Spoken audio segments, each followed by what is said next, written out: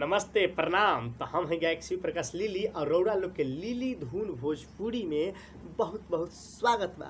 आज फिर हम रौरा लोग के एगो न्यू गीत सुनावे जा रहल बानी जौन प्रमोद प्रेमी जी के ह। तो रौरा लोग से रिक्वेस्ट बा जे हमारे चैनल के सब्सक्राइब करी और लाइक करी और कमेंट और शेयर जरूर करी लोग। आई अब गीत सुना। तानाई जमाना के सहजाई दीवाना जन कैल कर तू फोन ससुरा से रोजाना। तानाई जमाना के सहजाई दीवाना जन कैल कर तू फोन ससुरा से रोजाना। अब तू भइलू दोसरा के, अब तू भइलू दोसरा के अंगनैया के चान रोआ रोआ देता दुआ खुश रहे जान।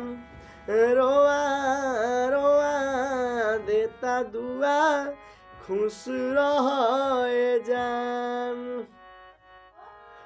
धड़कन दिल दिमाग में अभियो तू ही बसल बारू। अब का रखल बा प्यार में हमरा यार दुभसल बारू। धड़कन दिल दिमाग में हमरा तू ही बसल बारू। अब का रखल बा प्यार में हमरा यार दुभसल बारू। दुनिया के हर खुशी, दुनिया के हर खुशी तोहे दे देश भगवान। रोआ रोआ देता दुआ खुश रहे जान।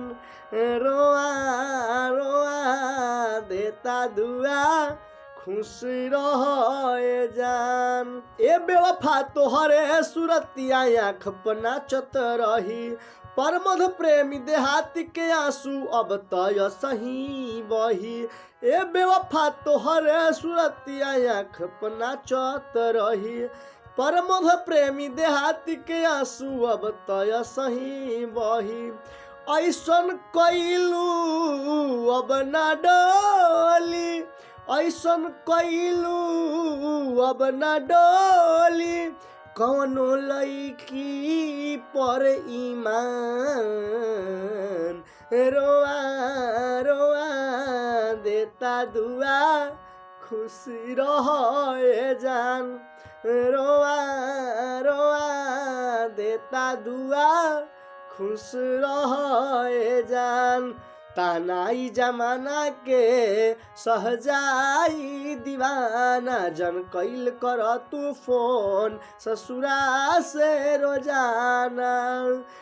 अब तू भइलू दोसरा के, अब तू भइलू दोसरा के अंगनैया के चान।